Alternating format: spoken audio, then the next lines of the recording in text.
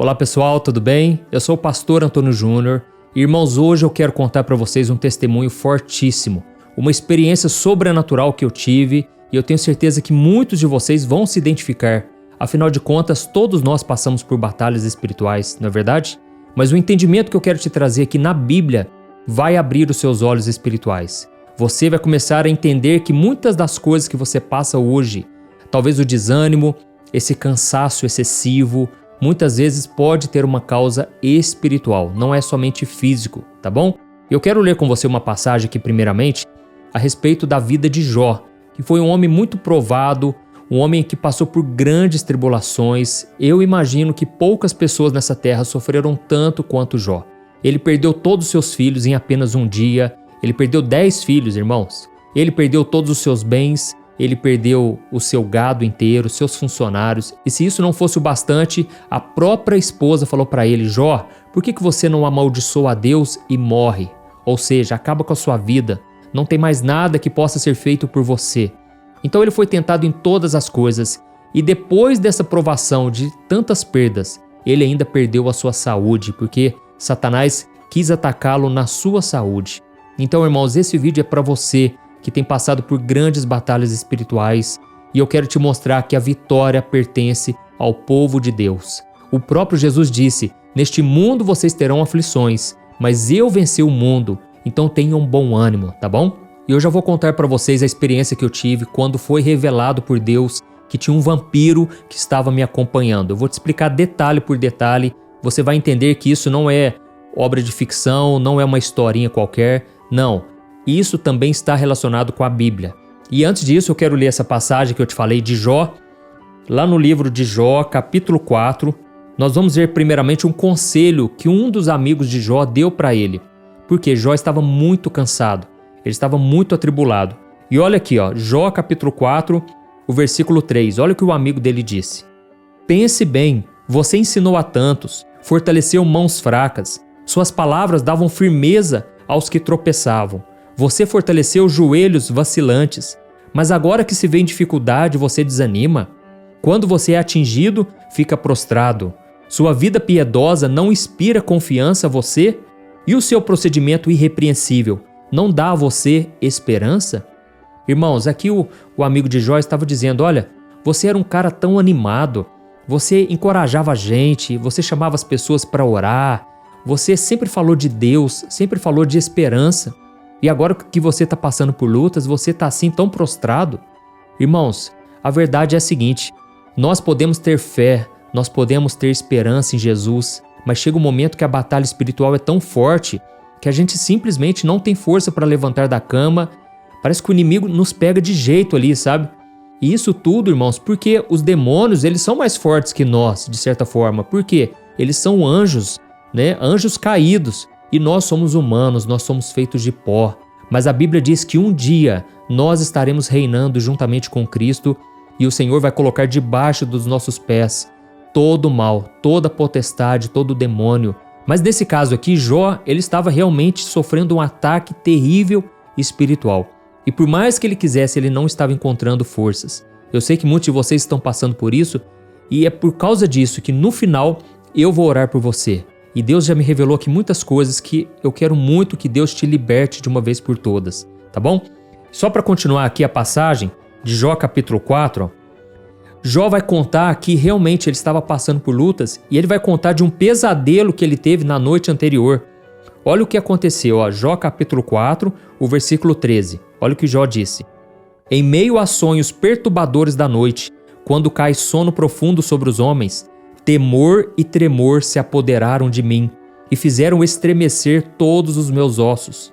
Um espírito roçou meu rosto e os pelos do meu corpo se arrepiaram. Ele parou, mas não pude identificá-lo. Um vulto se pôs diante dos meus olhos e ouvi uma voz suave que dizia: poderá algum mortal ser mais justo que Deus? Poderá algum homem ser mais puro que o seu Criador? Se Deus não confia em seus servos, olha a acusação que o diabo fez, irmãos. Eu vou continuar, eu vou virar a página aqui. Se Deus não confia em seus servos, se vê erro em seus anjos e os acusa, quanto mais nos que moram em casas de barro, cujos alicerces estão no pó. são mais facilmente esmagados que uma traça. Irmãos, deixa eu resumir aqui para vocês o que aconteceu aqui. Jó falou o seguinte: olha, vocês não estão entendendo, meus amigos. Eu estou passando uma batalha espiritual. Eu tive um sonho terrível, um pesadelo. E o diabo se apareceu diante dos meus olhos, era um vulto. E ele então roçou com seus pelos no meu rosto. E foi terrível aquilo.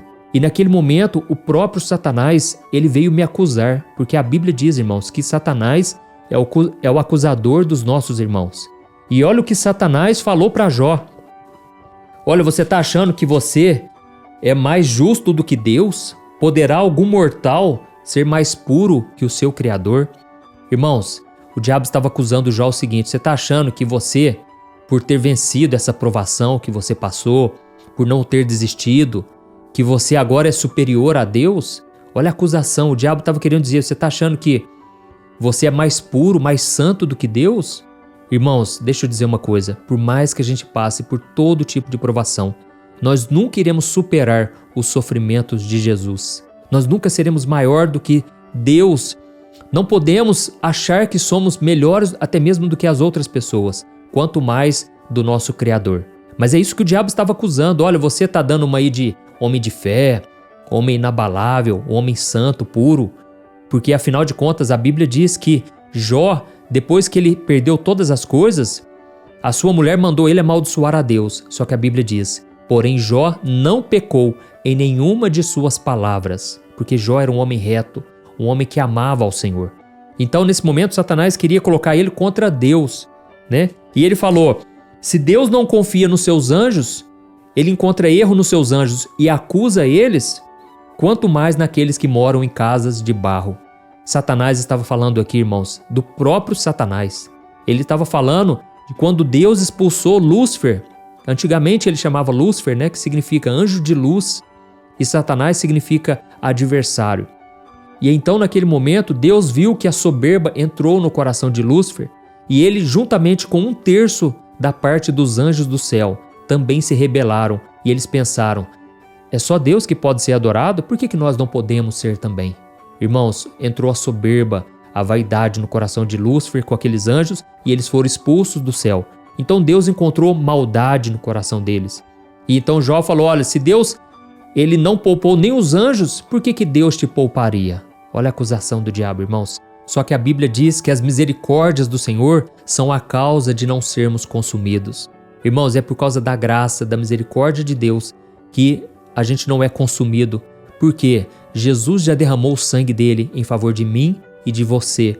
Então você não pode aceitar mais acusação. A Bíblia diz em Romanos capítulo 8, quem intentará acusação contra os eleitos de Deus? É Deus quem o justifica. Amém? Eu sei que muitas pessoas, muitas vezes te julgam errado. Falam coisas sobre você que não tem a ver com a sua vida. Eu falo isso porque esses dias atrás eu passei por um momento de muita provação, sabe? Muitas pessoas acabaram me julgando sem me conhecer, sem conhecer os fatos realmente. E o que acontece? Nós precisamos crer naquela promessa de Deus que está lá em Isaías, que diz o seguinte: nenhuma arma forjada contra ti prosperará, nenhuma língua que se levantar contra você vai dar certo, porque Deus vai te proteger. Amém? Creia nessa palavra. E aí, voltando para essa passagem aqui, Jó estava enfrentando um grande ataque espiritual, e principalmente aqui, na mente. Irmãos, se nós soubermos guardar a nossa mente, nós estamos blindados e protegidos. Mas se a gente deixar que o inimigo plante sementes na nossa mente, a gente vai se afastar de Deus, a gente vai se desviar dos caminhos dele. E eu vejo isso acontecendo na vida de muitas pessoas, pessoas que estão insatisfeitas na obra. Eu sei que muitos de vocês que estão me ouvindo, em algum momento começaram a ficar insatisfeitos de ir na igreja, de orar, de buscar a Deus, e começaram a pensar: por que as outras pessoas podem fazer tantas coisas e eu não posso? Sabe? E assim aconteceu com o filho pródigo. Lembra? Ele estava na casa do pai, tinha fartura, tinha muitas bênçãos para ele. Mas ele pensou: eu quero curtir o mundão, eu quero fazer o que eu tenho vontade. Esse negócio de ficar renunciar na carne, esse negócio de ficar negando a si mesmo, tomando a minha cruz, eu não quero isso para mim, eu quero fazer o que está no meu coração. Irmãos, quando a gente faz o que está no nosso coração e quando Deus permite que isso aconteça, nós colhemos frutos muito amargos. Então, não queira ir por esse caminho. Eu sei que mesmo que você esteja passando por lutas, não desista, amém? Nós vemos no caso de Jó que o fato dele ter perseverado nessa batalha espiritual, Deus fez uma obra tremenda. E ele mesmo disse: eu conhecia Deus só de ouvir falar, mas agora os meus olhos te veem, Senhor. E a Bíblia diz que o final da vida de Jó foi melhor do que o começo. E Deus deu em dobro tudo o que ele tinha perdido. Então, meu irmão, persevere, porque não vai ser em vão. Deus vai recompensar a sua perseverança, a sua paciência e a sua fé. Amém? E agora eu vou contar a minha experiência só para você entender o quanto o mundo espiritual é real. Eu me lembro que eu tinha acabado de me converter, isso foi no ano de 2002. E, irmãos, eu quando era do mundo, eu fazia muita coisa errada, né? E eu me envolvi muito com o ocultismo, sabe? Eu ia em terreiro, eu gostava muito de esoterismo, muita coisa mística.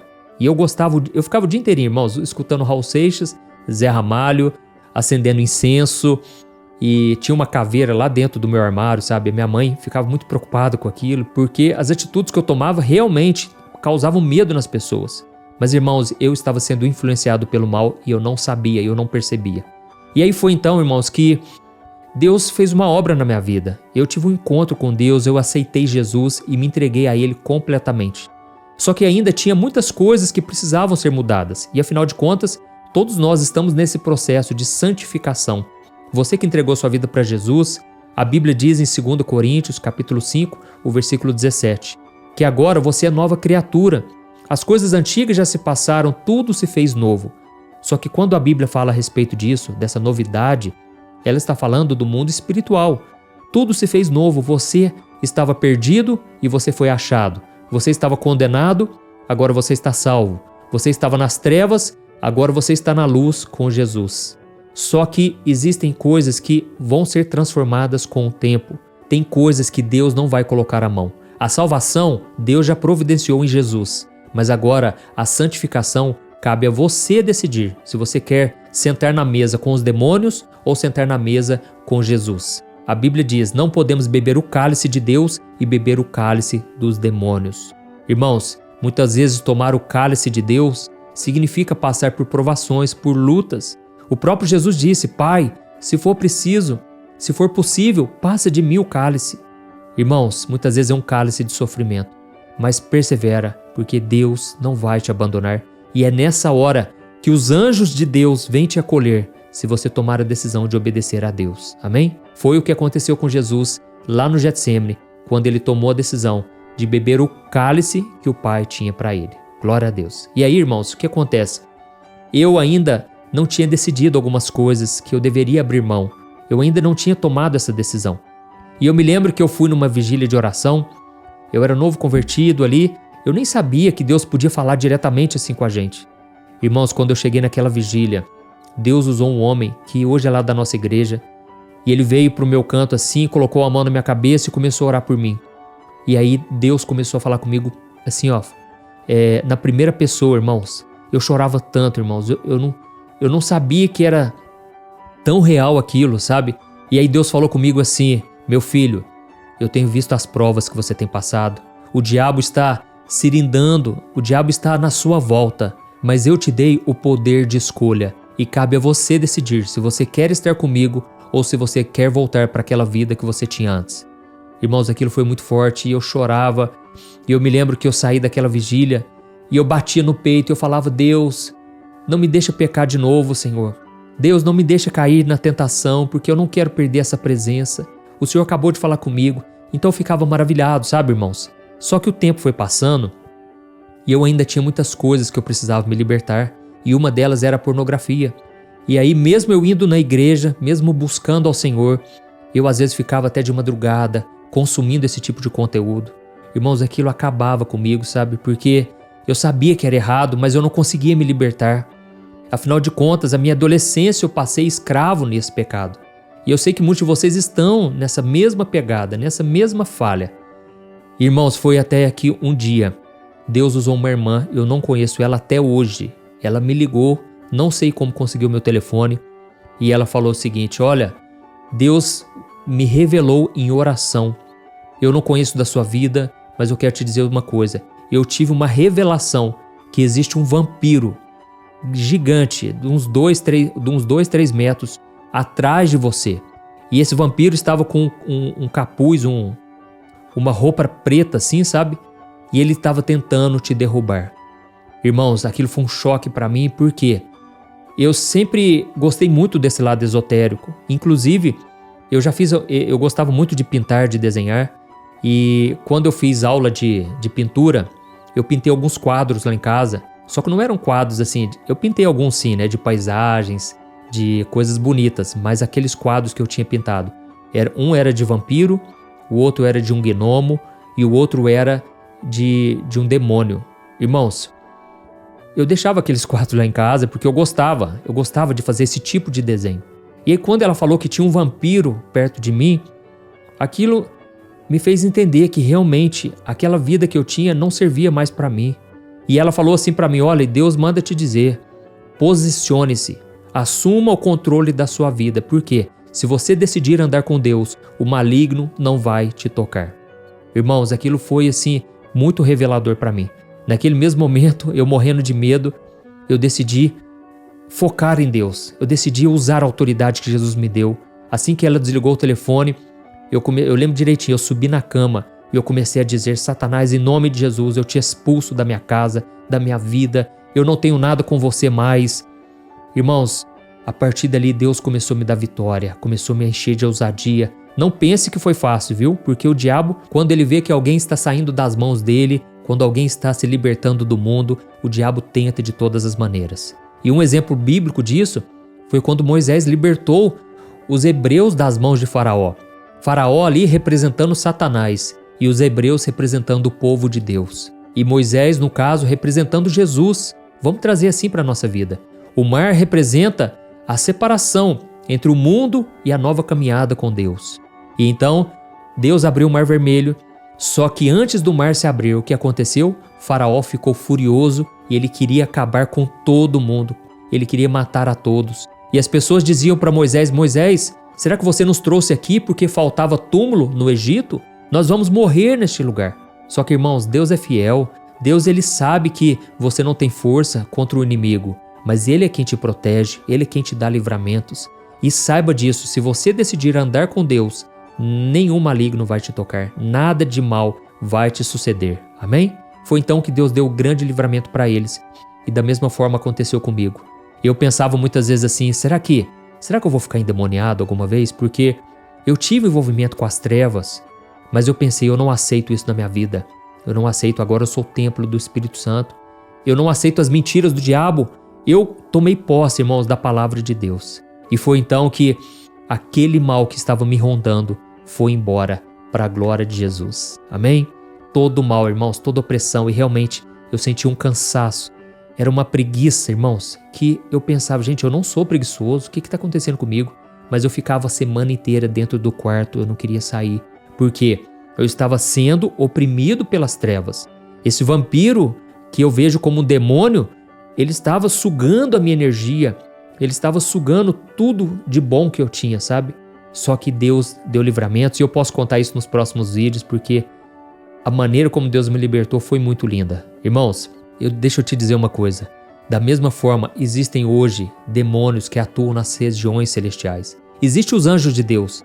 Só que o que eu vou te falar agora, você não pode esquecer. É o seguinte: o diabo, ele vai sempre te dar tudo de mão beijada. Mas Deus só vai te dar depois de ter a sua fé provada. Guarde isso. Tudo que acontece na sua vida espiritual, primeiro você passou por provações. Deus não vai te dar algo de mão beijada. Quem faz isso é o diabo. E da mesma forma, o diabo, ele não bate na porta, não. Ele arromba a porta. Ele não quer saber se você é filho de pastor, se você é crente ou não é, se você tem muitos talentos. Ele não quer saber, ele quer destruir a vida de todo mundo, entendeu? Só que se você abrir a porta para Jesus, opa, aí a sua casa já tem um dono. Aí quando o diabo bater na sua porta ou tentar arrombar a porta, ele vai se deparar com Jesus, já não é com você mais, entendeu?